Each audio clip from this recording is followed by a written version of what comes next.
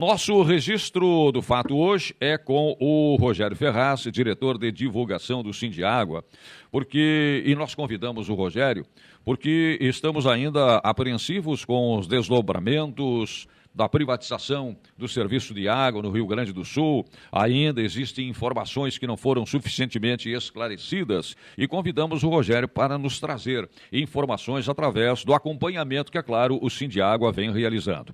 Bom dia, Rogério. Bom dia, Vicente. Bom dia a todos os teus ouvintes aqui da Rádio Membuí. Um prazer estar participando contigo aqui desse programa tão longevo, já um programa já histórico em Santa Maria. Rogério, a situação legal contratual em que... Qual é a condição hoje? Qual é a situação hoje, né? Do ponto de vista legal, contratual, Corsã, empresa contratada, licitação para operação nesse processo de privatização da Corsã?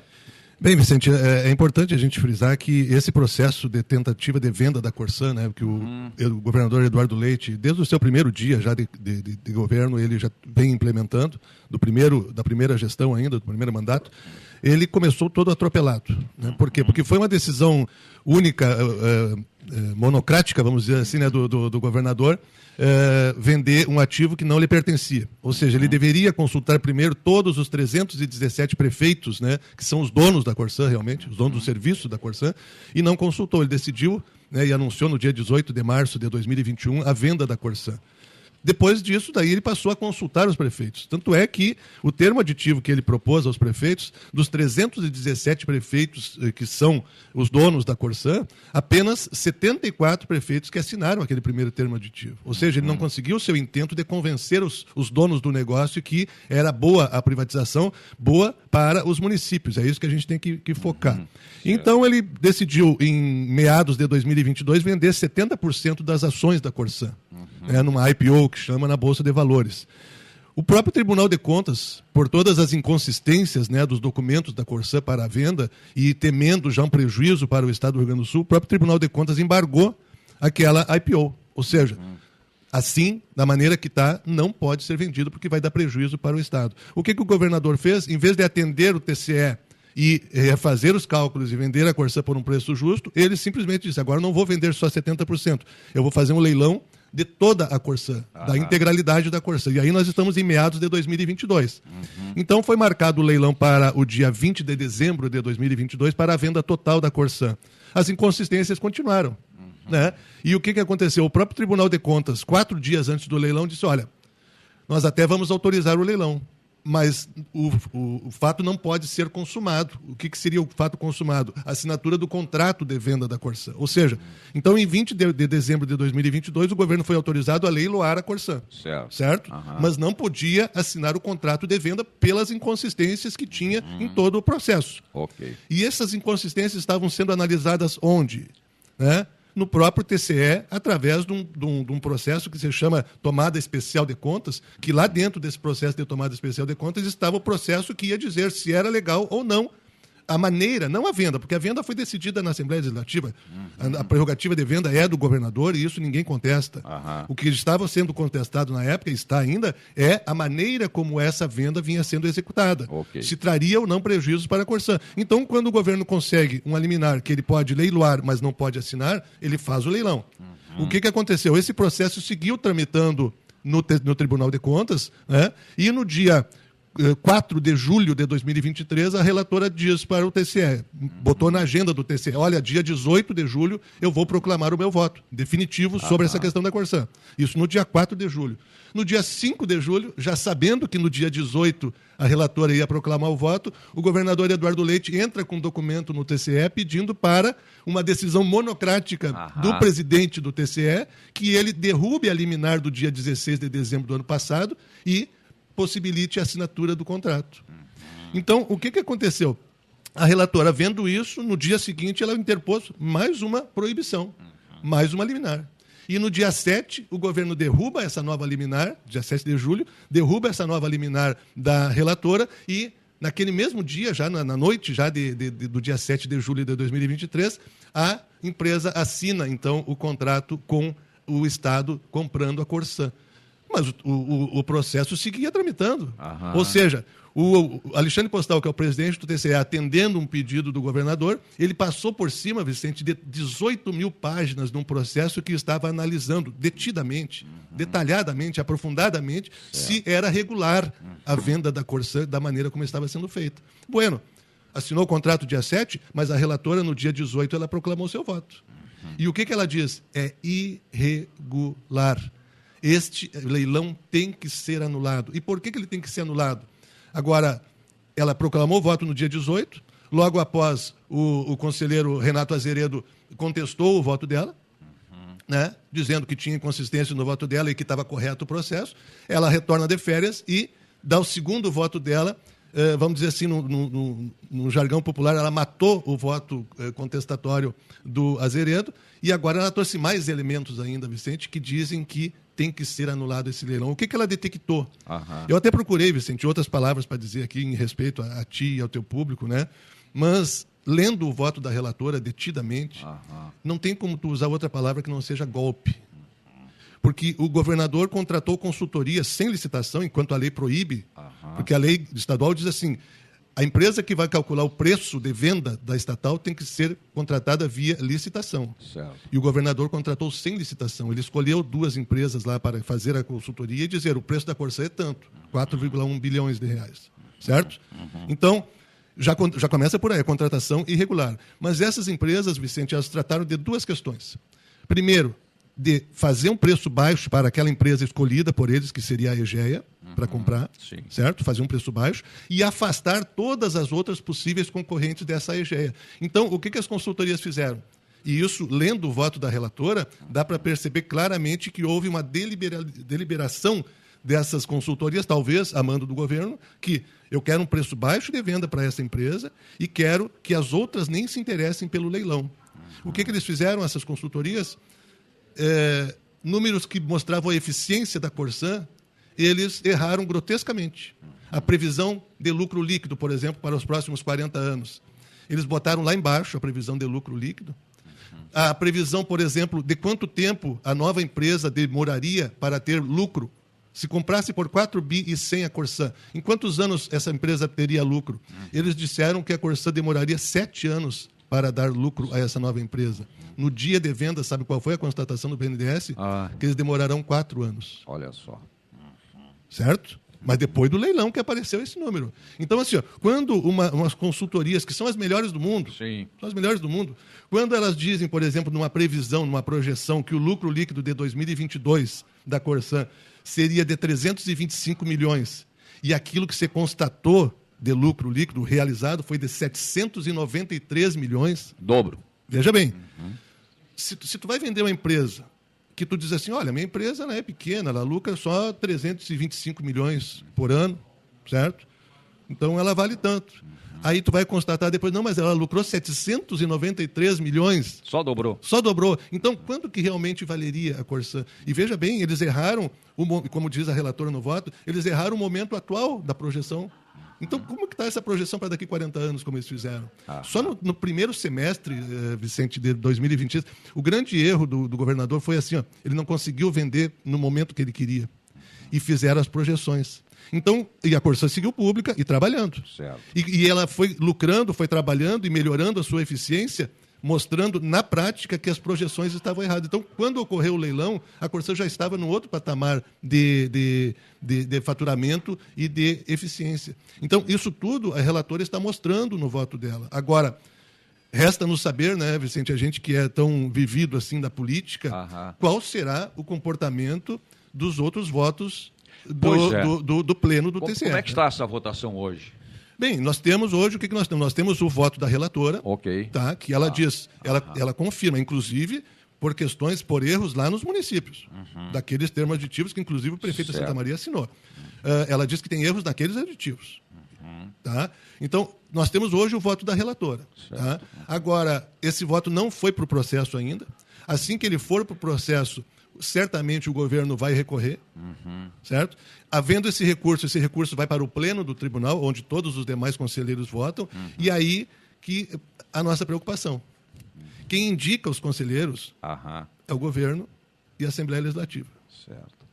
Será que os conselheiros terão um voto crítico técnico ou eles vão atender a solicitação de quem os indicou para estar naquele local? Não vamos esquecer que cada conselheiro do TCE, quando é indicado, ele recebe de maneira vitalícia o seu salário, que hoje beira os R$45 mil. E esse não é um erro do sistema no Rio Grande do Sul, esse é um erro do sistema do Brasil. A classe política indica aqueles que vão fiscalizar os seus atos. É uma grande e bem remunerada aposentadoria. Aposentadoria. E quando eles chegam ali, cada um já tem a sua profissão, já estão feitos na vida, como a gente diz aqui no interior, né? Já estão feitos na vida, aquilo ali passa a ser um ganho a mais para o resto da vida. Uma garantia. Uma garantia, né? Então, bem robusta. Exatamente. E há contestação de boa parte da sociedade sobre essa maneira como você chega ao Tribunal de Contas, né? Porque isso que o Alexandre Postal fez a pedido do governador no dia 5 de julho, isso é um crime para a sociedade gaúcha. Tu tem um processo tramitando no teu Tribunal de Contas, certo? E tu, presidente, passa por cima de todo o trabalho que a tua equipe técnica está fazendo e diz, não, eu vou derrubar aquela liminar lá de 2022 e pode assinar amanhã de manhã mesmo ou hoje mesmo esse contrato. E o respeito com aquela relatora, né, com aquela conselheira que é colega dele, mas também não, essa conselheira, por ser substituta, não foi indicação política, ela é concursada e ela deu um voto técnico dizendo, anule-se o leilão sob grande risco de perda para o Rio Grande do Sul. Bom, esta é uma questão que está ainda em aberto, né, e com certeza a gente vai voltar a tratar com este enfoque e com outros desdobramentos. Eu quero aproveitar ainda o tempo, Rogério, para fazer uma outra colocação naquilo que nos diz respeito também aqui de perto, porque tudo isso nos diz respeito. Tudo que nós estamos tratando nos diz respeito. Né? Mas aqui, com relação a Santa Maria, porque nesse contrato de venda, ele estabelece... estabelece destinação de verbas para os municípios para a realização de obras. Santa Maria já foi contemplada com esses valores. Estas obras que foram asseguradas no contrato já estão acontecendo, estão por acontecer em Santa Maria?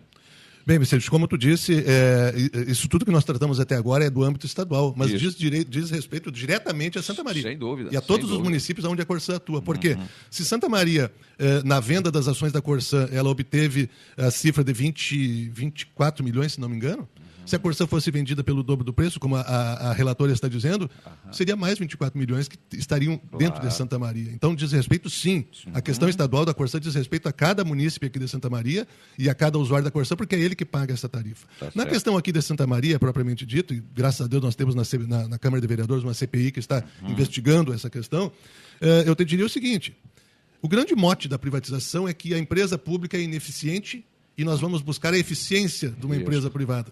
Lembra que eu falei agora há pouco da eficiência da Corsã? Que eles forjaram uma ineficiência que não existia na Corsã para poder vender mais barato? Essa eficiência da Corsã, a eficiência da empresa pública, ela, por exemplo, uma grande obra aqui em Santa Maria, que é a duplicação da nossa adutora, que vem, nós temos duas barragens aí na Serra, né, que é a barragem lá de cima da Itaara e a barragem Costa e Silva, que é aquela intermediária ali no Passo do Macaco, que daí, a partir dali, vem por tubulação até a hidráulica da Corsã. A água bruta vem por tubulação. E essa adutora, há anos que a gente já queria a duplicação dela, até o escriminho ali. Certo. São tubos, Vicente, de 1 metro de diâmetro. Para melhorar trazer água mais pura lá da Serra, em detrimento dessa barragem aqui do DNOS, que aqui tem muita moradia em volta. Então, nós queremos melhorar a qualidade da água que a população de Santa Maria toma. Então, essa é uma obra esperada há muitos anos pela população de Santa Maria. Certo. A Corsã Pública, que em tese seria ineficiente, a Corsã Pública licitou essa obra, porque tinha um compromisso com Santa Maria, porque temos data para entregar essa obra, pelo compromisso assumido. A Corsã licitou, agora em 2023. No dia 7 de julho, a Corsã homologou a licitação, dando já a vencedora, ou seja, a partir dali já era só iniciar a obra, né? 55 milhões de reais essa obra em Santa Maria. Tu derrubar mato ali para fazer, botar cano de 1 metro, realmente é caro.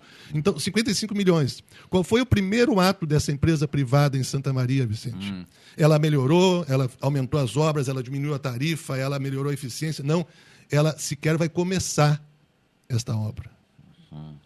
Ou seja, a Prefeitura de Santa Maria está sendo conivente com a perda, ou a protelação, no mínimo a protelação, de uma obra de 55 milhões para Santa Maria. Quantos empregos geraria essa obra? Quanto de dinheiro circularia no comércio de Santa Maria com esta obra, e a eficiência da empresa privada suspendeu a obra. Opa, mas parem um pouquinho. Se essa obra foi licitada, Vicente, pela empresa pública, é porque já tinha dinheiro público provisionado para esta obra. Certo. A empresa privada não vai colocar um tostão dela para fazer essa obra. Por que ela parou? Vai tirar esse dinheiro que era daqui para fazer em outro município? Não sei. Pelo que eu sei, as obras de água, Vicente, dessa empresa estão paralisando ou nem iniciando em todo o estado do Rio Grande do Sul. Então, essas questões todas que nós temos para discutir aqui, como tu pode ver aqui, em poucos minutos a gente já elencou aqui várias e várias faces, né, dessa privatização. Eu te diria que o voto da relatora é um voto consistente e longo, com vários tópicos que a gente, inclusive a questão pertinente aos municípios, onde ela alega, ela diz irregularidades, a gente tem que debater aqui em Santa Maria. Cada município deveria debater. E nós não estamos debatendo isso. Nós só estamos, parece que, aceitando tacitamente aquilo que está sendo imposto pelo governo e pela nova empresa. Ou seja, há já um imaginário popular de que, sim, a privatização já aconteceu e é irreversível. Não. No próprio Tribunal de Contas, a recém está no início, porque houve recém o voto da relatora do processo na primeira Câmara, né, que as câmaras decidem e depois o Pleno define como que vai ficar. Sequer o voto dela já é público, já é tornado público lá no processo. Então, está no início. Saindo do TCE, nós vamos pegar toda essa argumentação da relatora e vamos levar para o Judiciário. Certo. Se o Judiciário do Rio Grande do Sul já estiver contaminado também por todo esse sistema que o Eduardo Leite montou para conseguir o seu intento, nós vamos para Brasília. Em algum lugar nós vamos achar quem leia o voto, porque não é o sindicato que está dizendo que está errado. Nós denunciamos ao Tribunal de Contas e uma relatora, uma conselheira do TCE disse: sindicato, vocês têm razão. Há inconsistências. E quando a gente fala que o patrimônio público está sendo entregue, Vicente, as pessoas acham que patrimônio público é muito distante de nós. Não é meu. Não, gente. É cada tarifa, aquele suor que você tem do seu trabalho para pagar aquela tarifa no final do mês, é essa tarifa que constrói esse patrimônio que está sendo vendido agora pela metade do preço. Então, nós estamos sendo assaltados, Vicente. Nós, usuários, cada cidadão que paga a sua tarifa, né, em todo o estado, mas especificamente aqui em Santa Maria, que construiu esse patrimônio, tem que atentar para isso. E a tarifa, que tanto se decantava que seria mais barata, aqui em Santa Maria nós aceitamos que a partir de 2027, todas as obras, 2028, todas as obras que forem feitas em Santa Maria poderão aumentar a tarifa. Isso foi assinado pelo prefeito, certo, que nós temos que discutir também. Então, de repente, eles protelaram essa obra, agora não vão iniciar essa obra para fazer depois de 2028, que vai permitir que essa obra seja colocada direto na tarifa, aumentando a tarifa do usuário. Vicente, são inúmeras questões que nós temos para debater sobre esse assunto, e eu gostaria que a população que paga essa conta, que construiu o patrimônio da Corsã aqui em Santa Maria, nós íamos, com a empresa pública, entregar todo o serviço, toda a universalização em 2025, e o prefeito assina um novo contrato dizendo que essa universalização vai se dar somente em 2033 com a empresa privada. Por que com a empresa pública seria 2025 e com a empresa privada vai ser 2033? Essa explicação a população de Santa Maria precisa ter, Vicente. Eu conto aí com a Rádio Membi, já aproveitando para agradecer muito esse espaço aqui, que é de grande valia, para trazer um pouco de luz sobre esse assunto, né? Porque realmente é muito dinheiro envolvido e é muita inconsistência, vou usar essa palavra em respeito aqui aos teus ouvintes, é muita inconsistência nesse processo todo que tem que ser levantada antes que o prejuízo se consume realmente, né? Pois é, e é por isso que nós convidamos o Rogério, porque é um assunto, né, que nos interessa a todos e de forma direta e que com certeza terá outros desdobramentos. Obrigado, Rogério. Grande abraço, Vicente, abraço aos teus ouvintes e um bom dia a todos.